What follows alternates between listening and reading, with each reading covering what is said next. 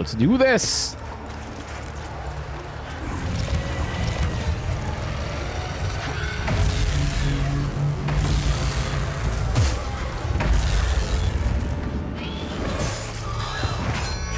They're level 1, guys.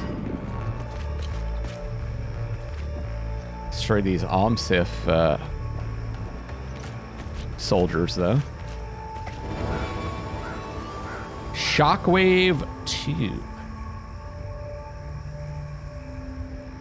Stabilizing them. Stance damage. That's the one that I just equipped. That was the level 1 version.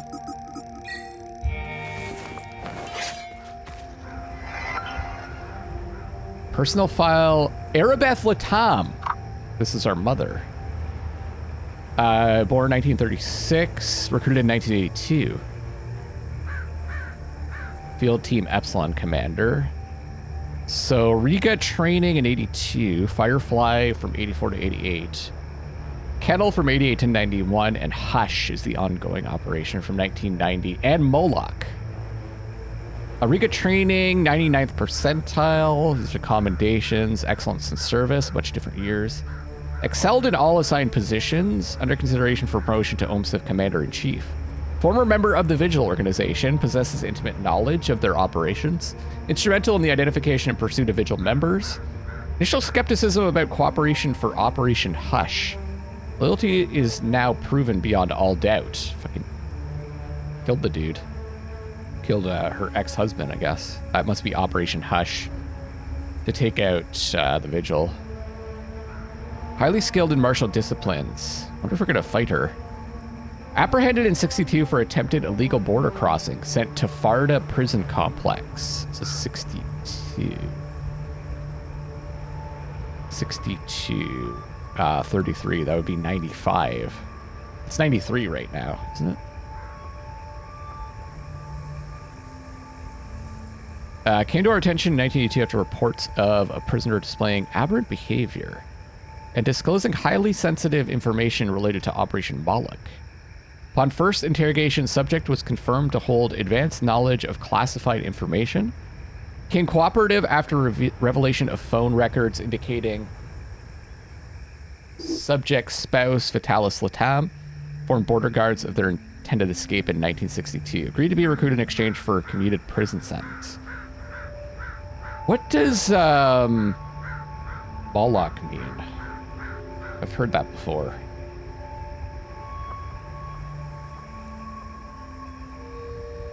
Hebrew Bible in the book of Leviticus. Deity or religious practice strongly condemned in the Old Testament, primarily in the book of Leviticus. Practices associated with Moloch are described as requiring the sacrifice of children by fire. The name itself is thought to have originated from the Hebrew word melech, meaning king, combined with the vowels of bosheth, meaning shame, disparage the pagan worship. Sacrifice us to stop the calamity? She didn't agree to that, maybe? But she didn't want us to come back.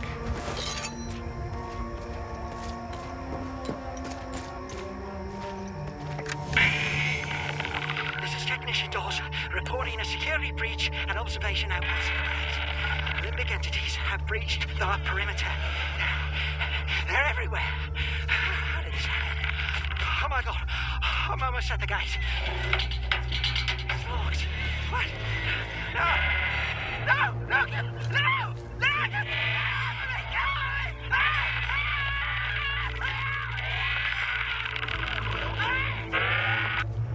Almost made it. Neutral W. It's probably the one that we need for, like, sign in. Nope, didn't come up. Observation Outpost 8, Limbic Rod Discovery. The establishment of Outpost 8 has already proven fruitful. Seems we chose the right location for the camp.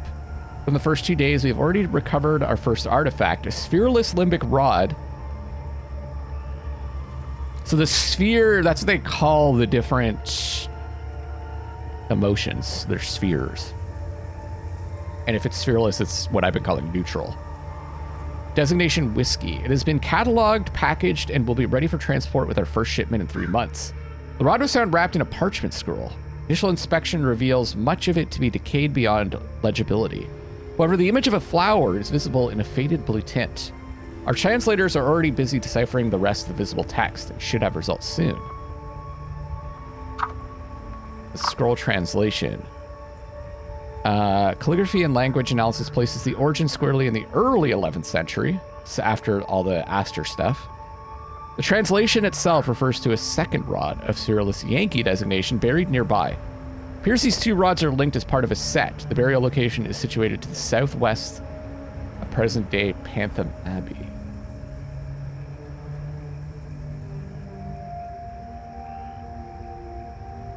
So, another Cyrillus.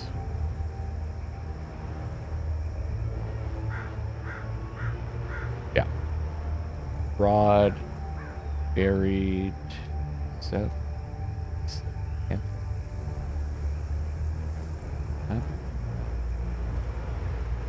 We already got. A road network has since been built in the area. Hopefully the modern earthworks have not disrupted the local topography too much. Set up tomorrow to investigate the area.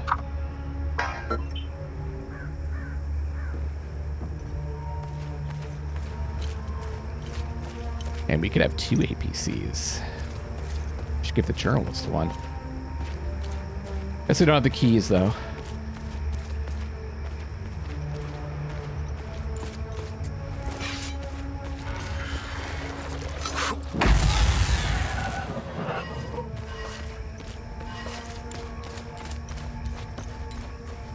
Too good. Don't fall in the water.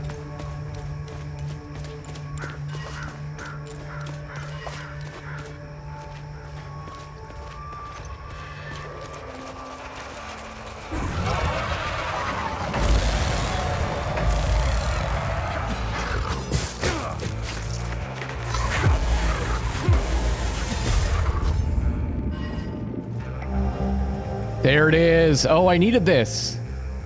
Wait, no, it's Epsilon 8.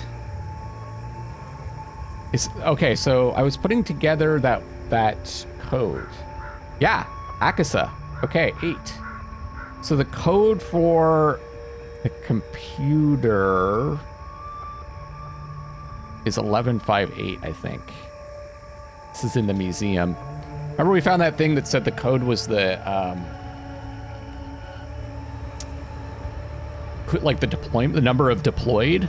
I was thinking it was the actual like number of people, but it's the number of the unit. Commander Arabeth. Northwest Umbrahan. Standard Protocol Charlie. Preparation for activation event. Establish perimeter security. Instruct on-site personnel and emergency protocols. Time window 2 weeks. I think that's to...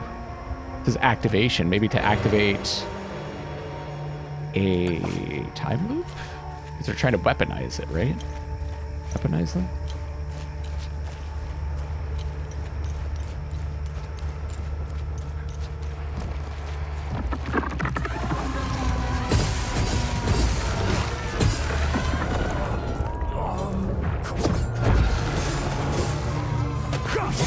Oh yeah. And some of them are way cooler than others. The greatsword has the worst ones, but the axe has a pretty sweet one. Whoa, what is this?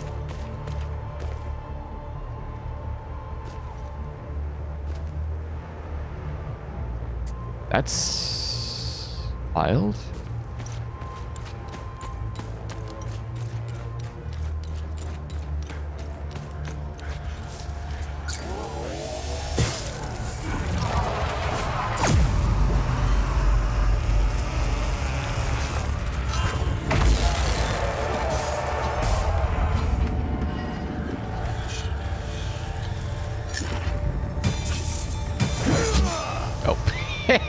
It's like, that guy's probably standing up.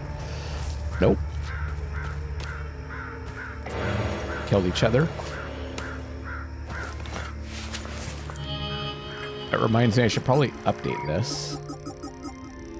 Yeah, I've got some healing now. I think I'll make this a battery.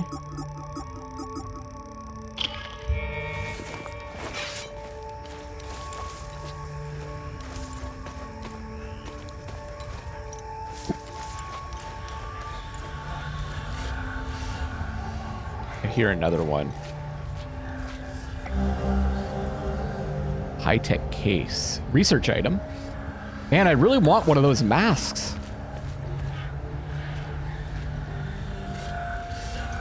Are they below? I could try to jump across, but I don't think I will.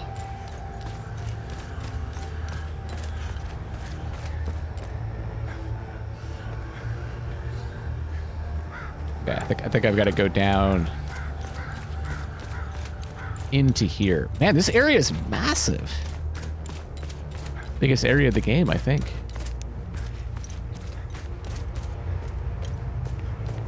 There's a whole underground area too.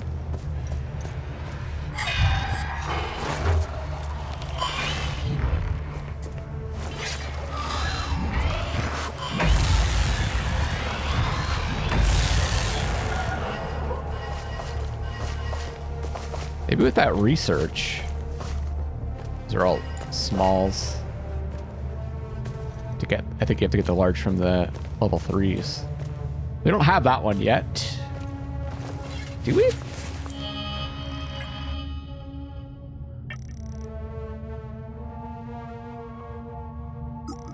No, maybe that research item will push it over the line.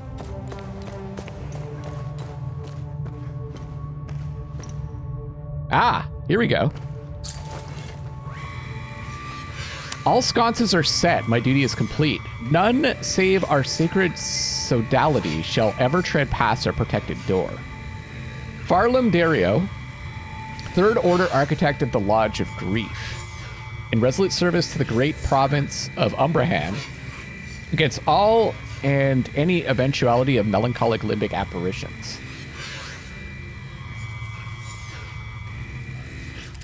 So that's the last one, right? Still not sure if I should be rotating both. Go one way. Guess I can go check the door.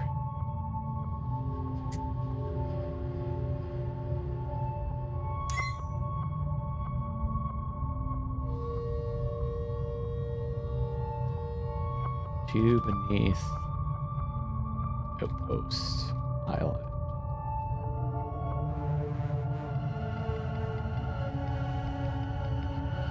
That's 5 though, wasn't there 6? Yeah.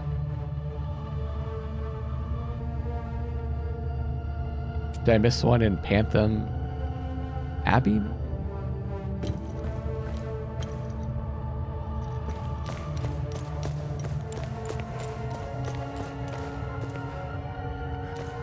Let me try just keeping this one active. Seeing if that has an impact.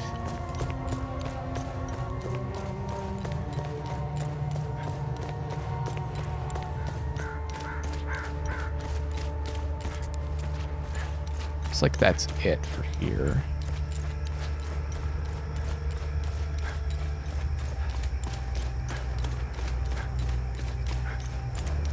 Although, who knows? I could have missed a whole other area. Oh, there's the same icon. That must be through the lodge. Designate the lodge. Checked over there. Let me go check that door. Oh, there is only 5. It's not like shiny or anything. Oh, maybe it's because I didn't turn both of them. All right, I'm going to do some messing about, see if I can figure this out. If you look at the symbols and the torches, there's a dotted one on the outside and a solid one. Same symbol on the inside. Let's go check out the door again. The door just has, I don't know if it has an indication of if it's supposed to be solid or dotted. Is there any other hint around here?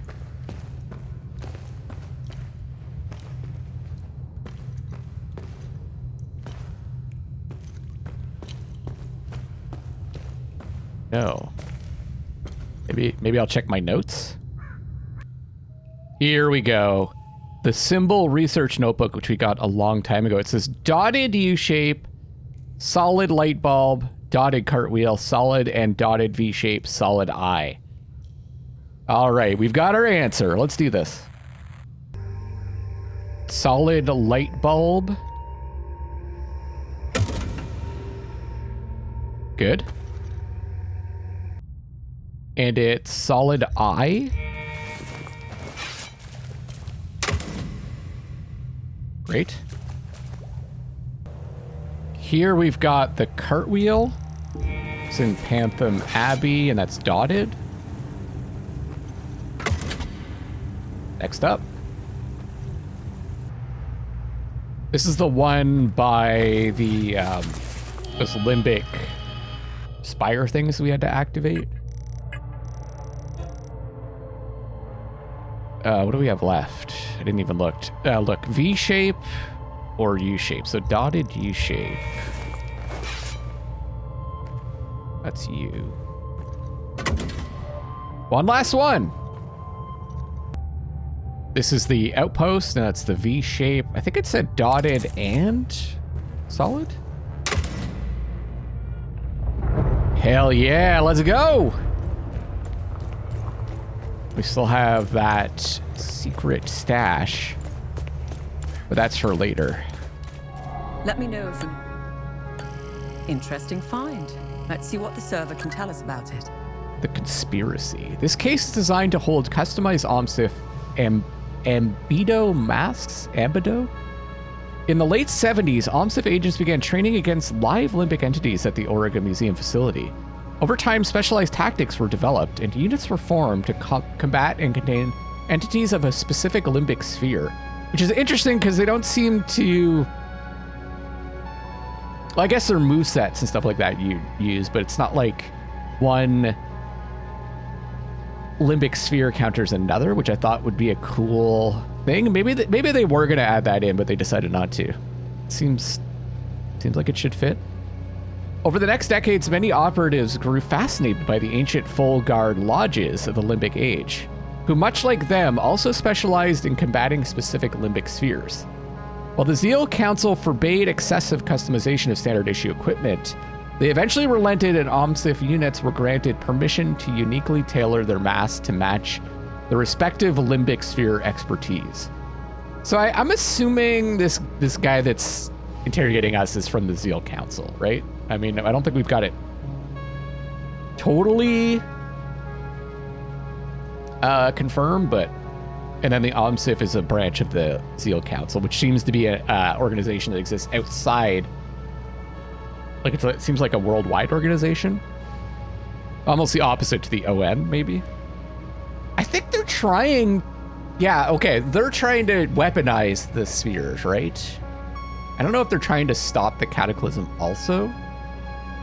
Or they're just studying, or a bit of both. Their mass match their respective limbic sphere expertise. This brought a greater sense of identity and purpose within each unit. These masks came to be known as Ambido masks, Ambido visors, or Ambido veils. I don't know if it's Ambido or Ambido, or what. Not yet. We actually have a while to go. That's the door? Heck yeah! I think I solved all the mysteries for this area.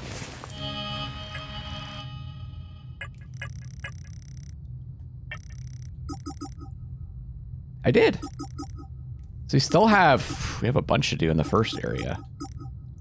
2 in the hills. 3 in Lake Sinan. 1 in Talju. Though we might have screwed one up. 1 in the library. 1 in Jelgit. Oh, the chest. 1 in the Auriga Museum. That's the one. We've got the code for that now, so we could do that. Ecstatic polearm. Polearm of ecstasy.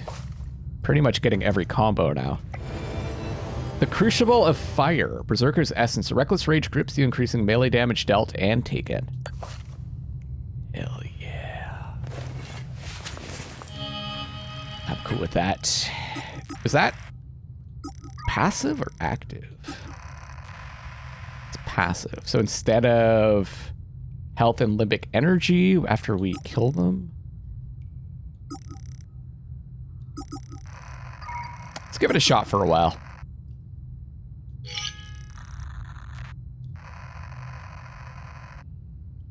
Oh, is that the right one? Reducing limbic energy. That's what we want. Extra 50% melee damage, but minus 25% protection penalty. Woo! Twin Axes of Grief.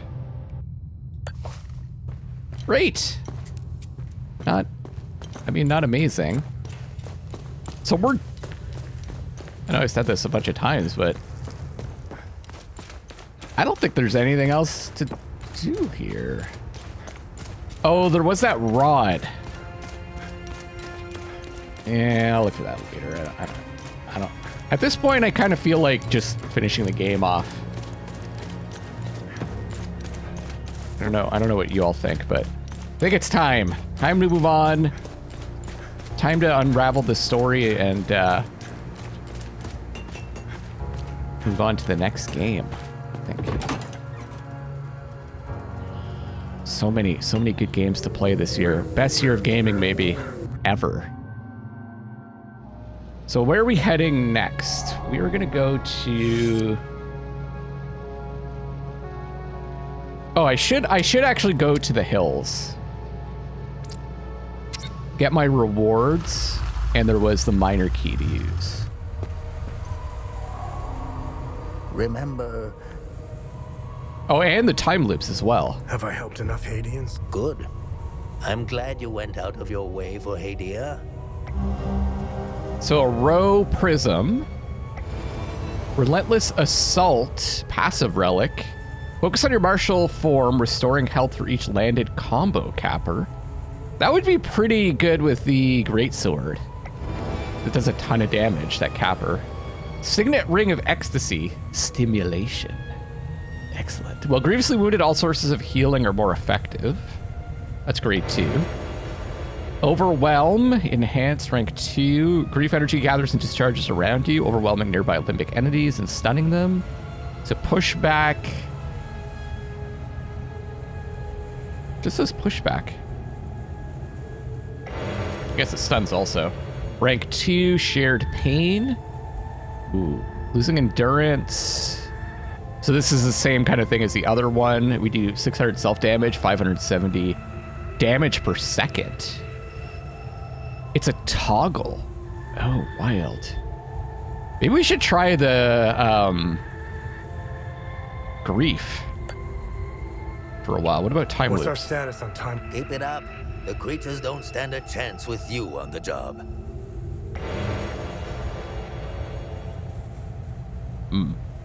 The way he said that, I was kind of like thinking, like, are we being used? Just the first time that I've really considered that. Rapture glyph, rank 1. Erupts in an embrace that damages all nearby limbic entities. Okay. Maybe that would be better than the... I'll have to take a look at the damage difference between that and the one that damages us. Rank 2 Fury. This is the one... Rages through its umbilical cord, searing all entities connected to it. Kolig's Providence. Active relic. You're watched over from on high, becoming impervious to harm for 30 seconds? 9-minute cooldown.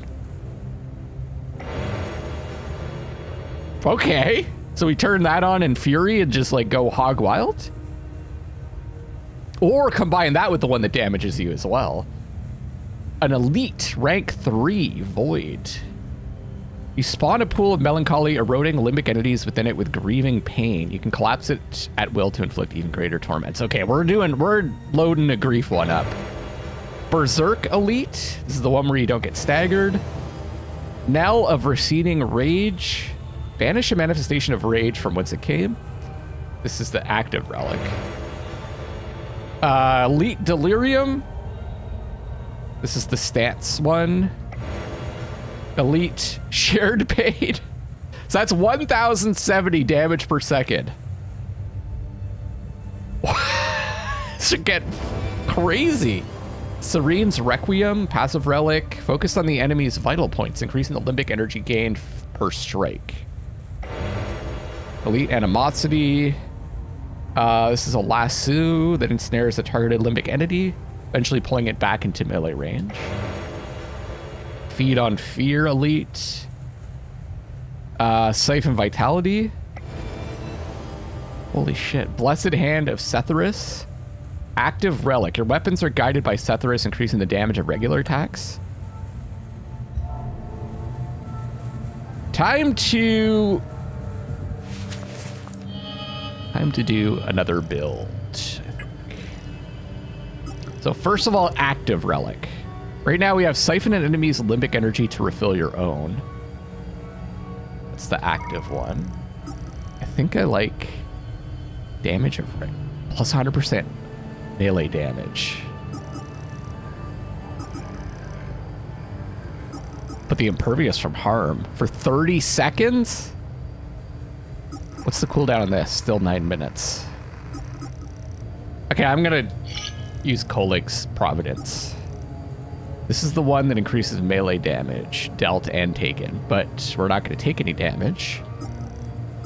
And I wanted to equip a blue weapon. Should we do sword? Do we have a great sword of grief? We do. It's level 3.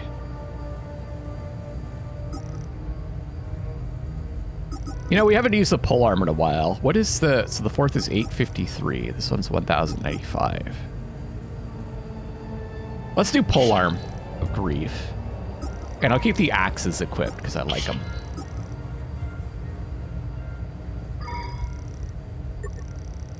Okay, we want to get into the level 3s. This is the void one. Collapse it at will. Okay. Shared pain. You know what? I'm gonna put shared pain there. Lingering pain.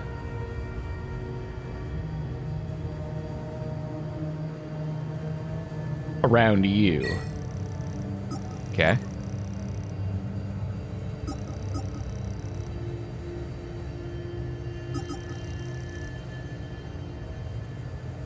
Is there anything else?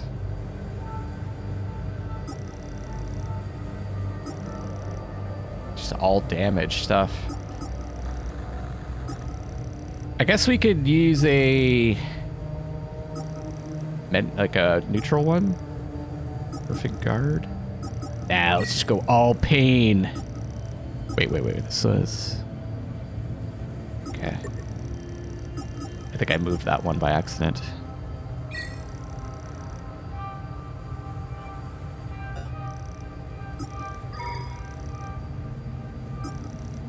Rank 2, rank... Okay, we definitely want to get rid of that one.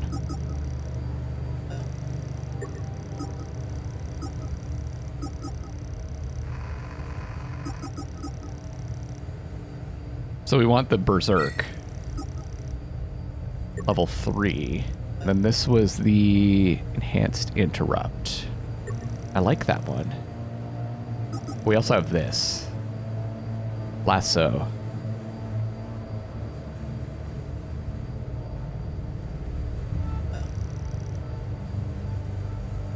Four seconds. This stuns for 4 seconds. No, I think I'd rather have that then.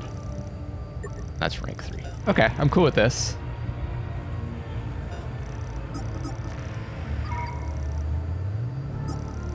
Well, grievously wounded, all sources of healing are more effective. Reduce cost of limbic skills and striking enemy. This is lifesteal. 20%.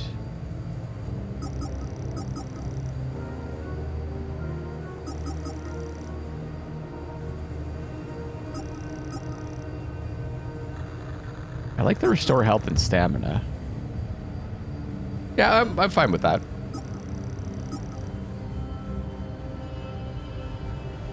Okay, do we have any more big green ones? That one's better.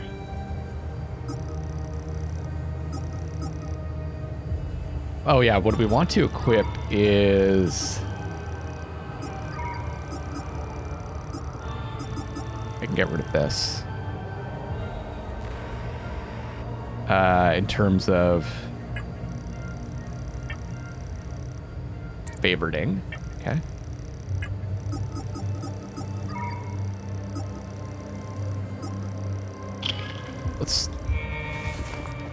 Let's use the tuning stone to upgrade the weapon.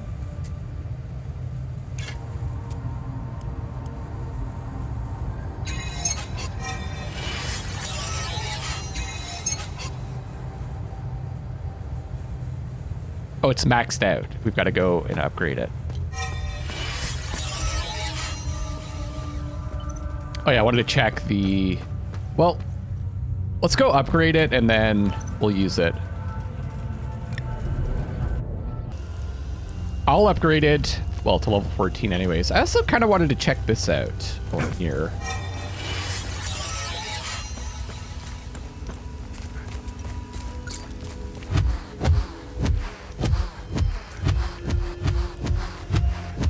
I should really play Armored Core 6 at some point. Damn, I've never played an Armored Core game and I bought it.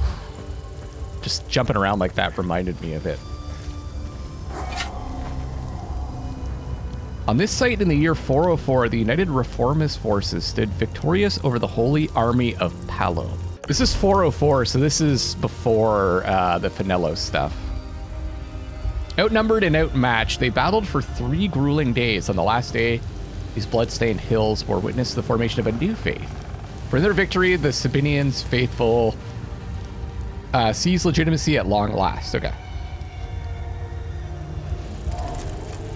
Now that I've understand the story more, these areas have a different significance. There it is. It's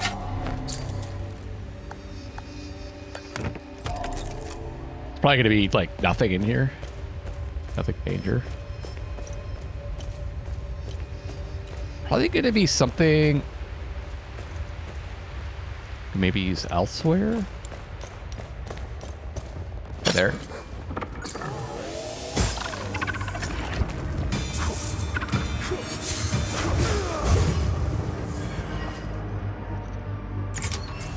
Is it just a shortcut?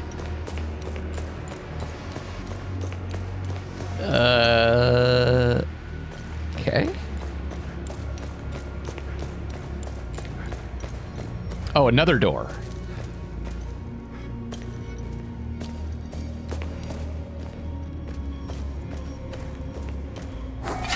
Okay, that looks like something. Is it a time loop? Whoa. Whoa, whoa, whoa, whoa.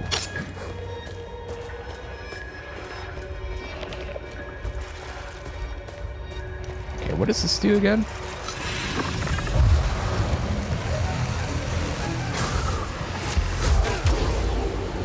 It's the one that follows me?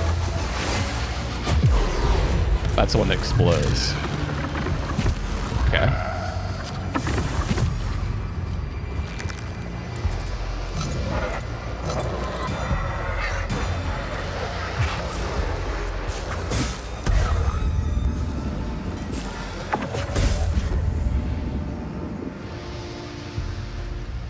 Let me just check these again.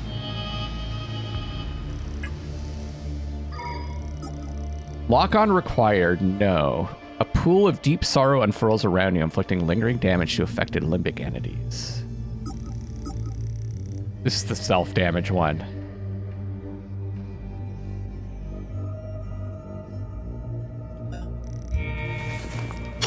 Okay. What is this?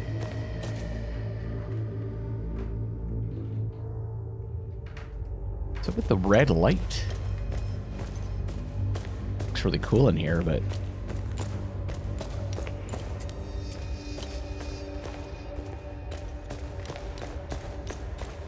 I'm confused as to what's making it.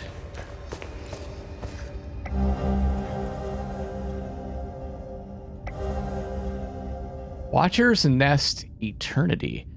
As the hours of the day slip by, as the months of the year pass and the seasons turn, in the four corners of Hadia, our vigil endures.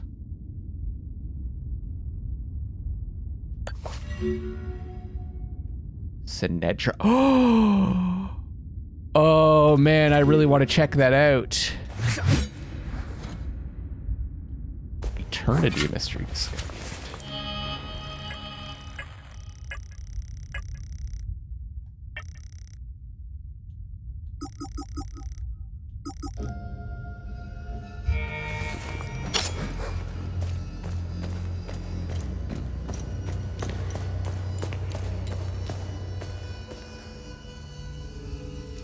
I'm going to the forest.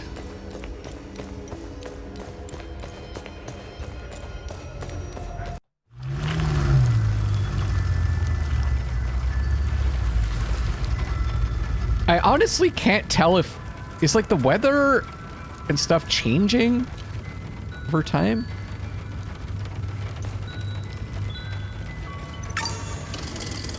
Feels way foggier, but could just be my memory.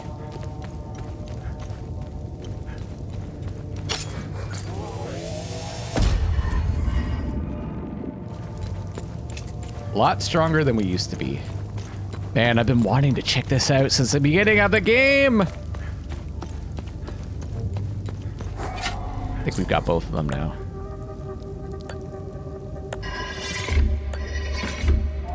Heck yeah. Let's go.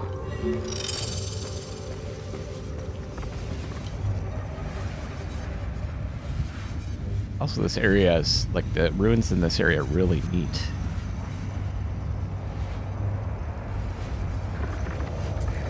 There it is.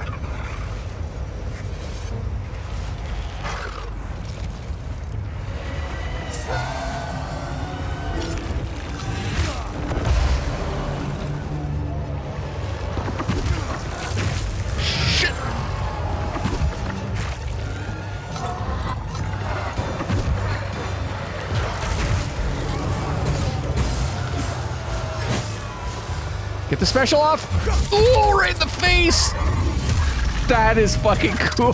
Some of them are so cool.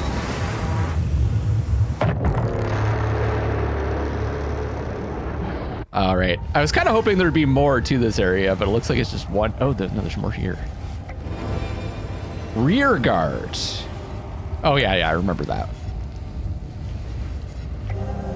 From the private writings of General Furion, Year of Our Lady 918.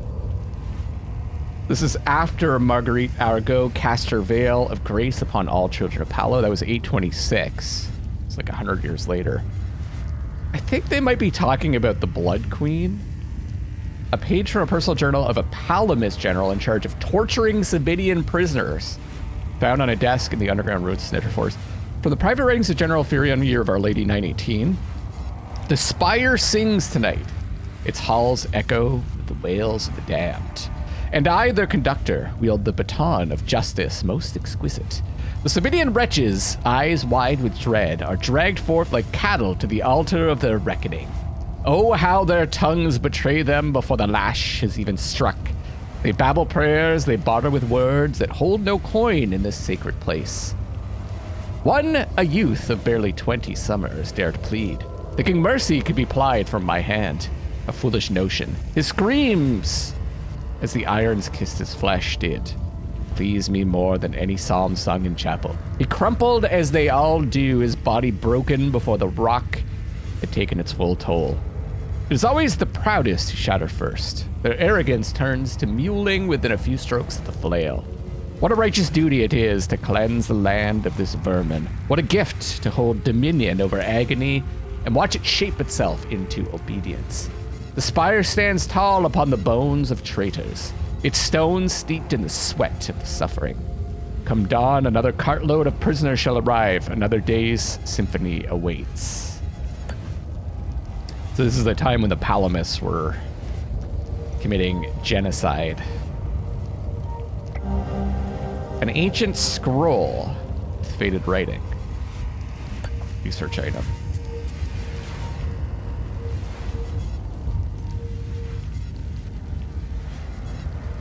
That almost looks like a time loop. With like flames around it. How can I go in? This looks like a smaller one. We'll suffer your fun no longer. TR, take you. So the Sabinians venerated TR. It seems like this one is taking revenge. Right? We'll suffer your fun no longer. TR, take you. In bed, no less.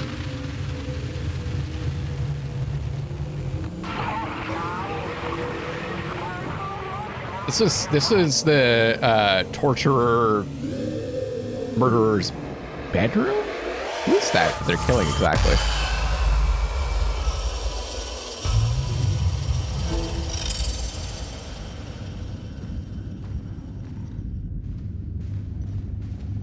Long time ago.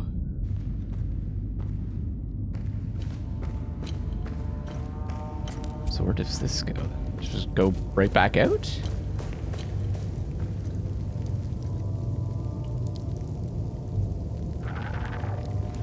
Hold on.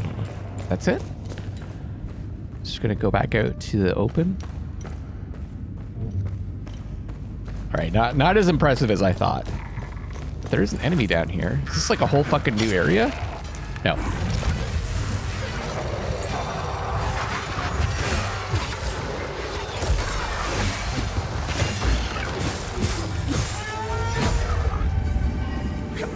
Man, this weapon's pretty sweet. So I still don't have... I think we're in the ore area, right? Yeah. Wow. That is so well hidden. I did not see that at all.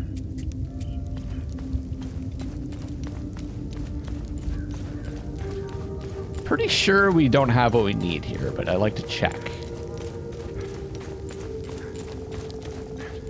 This goes to the tower. Also, this is fun.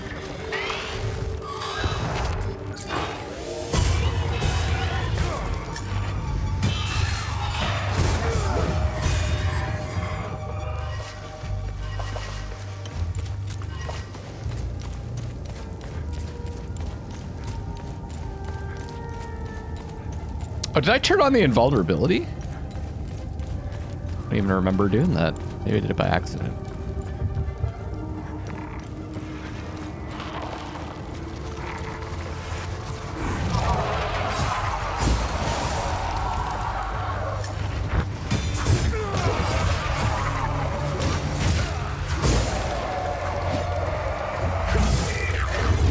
Right into the other one? Oh, that would have been sweet.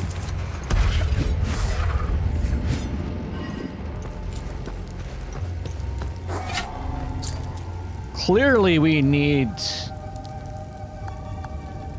a twin-headed serpent. A key card? Okay. Was there anything else to do here? You can check out the limbic rod door, which is just over here. Right into the tree! Right down here.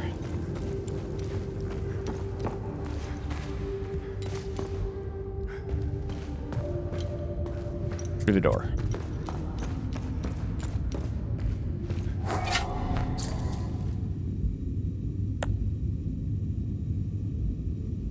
No, we're still missing this one. Where are we going next? So we haven't been to the Plains of Mist or Maristan.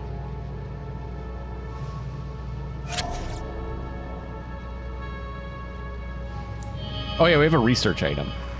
But let's decide where we're gonna go.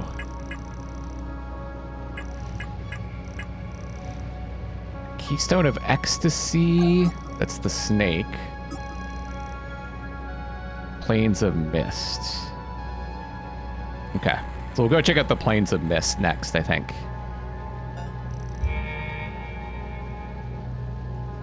Let me know if you need... Interesting find.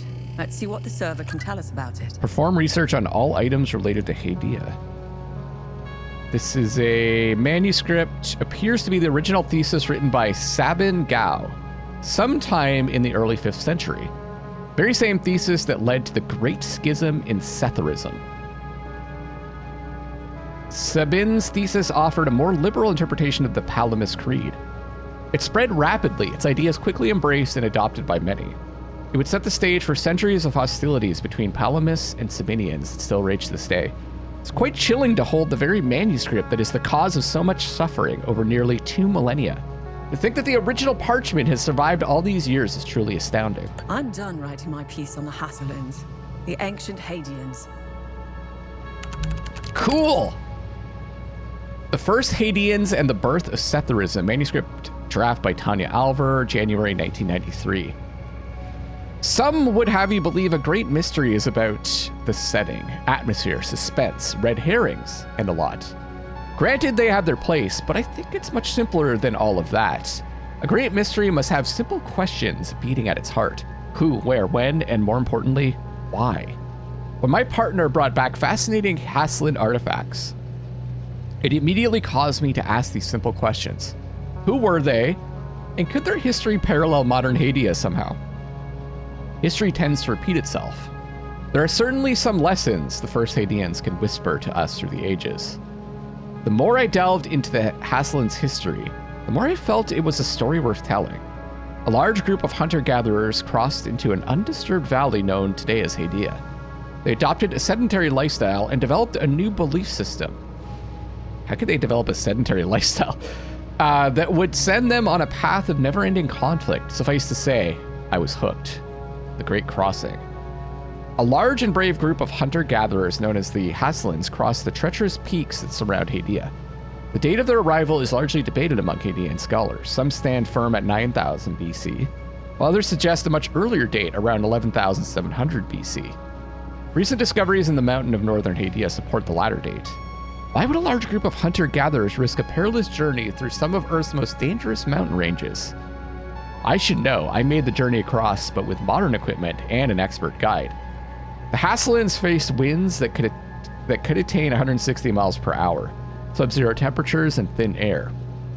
Some experts say it was due to famine, while others suggest the Hasselins were escaping a natural disaster of epic proportions. Younger Dryas impact theory. Whatever the reason, the risk paid off. The Hasselins arrived in an untapped valley. They gazed upon rolling green hills, lush forests, fertile black earth, prairies, rivers, and lakes teeming with game and fish. The Hasselins had found paradise on Earth. There was something about like 30,000 years ago, wasn't there? New traditions. The 8 tribes of Hasselins settled the region and abandoned their roaming, hunting, and foraging traditions around 7000 BC. Harvesting the wild forms of cereal and domesticating the herds paved the way for agriculture. Permanent villages were formed and a new sedentary society was born. Through this significant transformation, one tradition remained intact: shamanism. Shamans were highly respected and regarded as individuals who could interact with the spirit world through altered states of consciousness. They had the power to heal the sick, communicate with spirits, and escort souls to the afterlife. Essentially, it was a belief system centered on supernatural phenomena. Early Hasselin society relied on the shaman to guide their newfound way of life. However, a mysterious shift in tradition swept across the Hadian Valley, suddenly leaving behind the shamanistic tradition. What caused the 8 Hasselin tribes to adopt a monotheistic belief system? So 8, just like the 8 scholars and the 8 spheres. Spheres of emotion, I guess. The legend of the Eye of God. Here we go. This mysterious and abrupt change from shamanism to a monotheistic belief system remains a mystery. What caused this sudden change from a deeply rooted tradition to a new faith? This new mythical narrative is complex. They saw the Eye of God, but what is it? Like a meteor or something? The benevolent god Setharis created humanity and all earthly creatures. He was the first into being, the uncreated, the divine, and the light. With him, another came to be, the great two-headed serpent Tiar. Jealous of Setharis' creation, the great serpent threatened to destroy all humankind. A great battle ensued and Setharis defeated Tiar.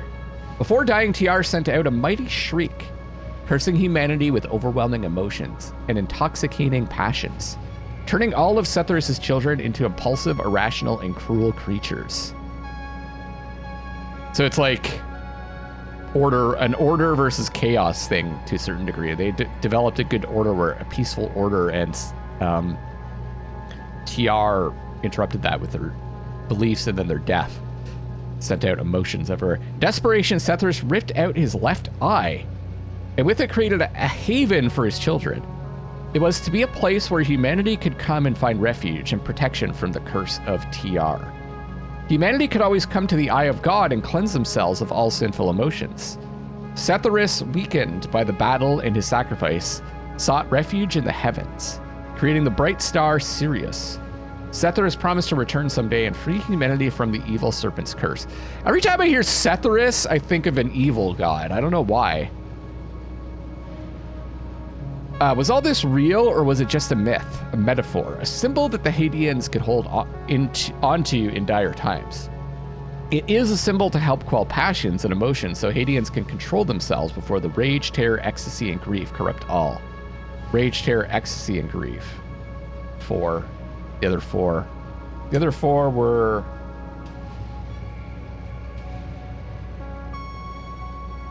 Going back into my notes here. Vigilance, loathing, passionate loathing,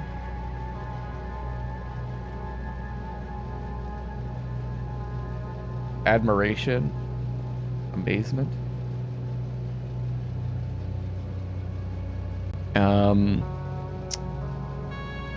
Like most religions, Setharism, no matter how good the messaging, is ultimately falls prey to the same corruption, power.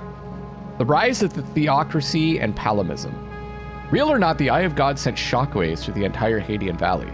First, the story of a benevolent god, Setharus, was passed on from generation to generation through oral tradition, a custom kept from shamanism. Nearly 1,000 years passed, during which a writing system evolved from primitive pictograms and runes to an official alphabet. With the advent of a written alphabet, several holy passages and interpretations of this new narrative were etched on clay tablets and later inked on parchments.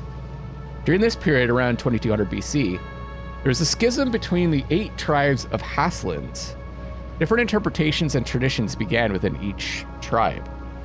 None more so than the 8th tribe, which outright refused Setharism and opted to worship TR. So these end up being the Sabinians, I think. They were exiled, and their footprint can still be seen to this day in the Vissa Hills in the form of a grand serpent mound. To avoid such rifts between the remaining tribes, priests of each tribe assembled to amalgamate all holy interpretations into one sacred book. This group of priests was known as the Illigad Conclave, named after the valley where the meeting occurred. The Illigad Conclave focused the new tenets of sacred writings around an ancient figure, a man mentioned under the simple name of Palom. Ancient scriptures described him as the courageous young man who first discovered the Eye of God. The conclave canonized him as a saint, his holy image rapidly becoming the center of their new dogma, and the creed became officially known as Palomism. After many years, the Illigad conclave created a unifying holy book, the Holy Kada. The theocracy was born as the conclave proclaimed themselves the rulers of Hadia. According to the new Holy Kada, Setharus and his earthly saint Palom recognized these individuals as the official rulers by divine right.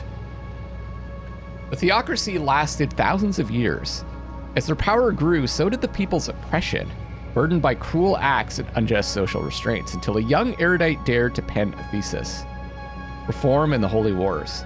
It all began in 400 AD. We just read about this, at the Weeping Tree. The written thesis reacting to the abuses and indulgences of the Palomist Church. It merely demanded the separation of church and state. The work sparked a comprehensive and durable Reformation movement despite very few copies. This new wave of change grabbed the attention of influential individuals, which only solidified the trend. Reformed churches spread throughout the land, and the new religious denomination was eventually called Sabinism, after the thesis's author, Sabin Gao.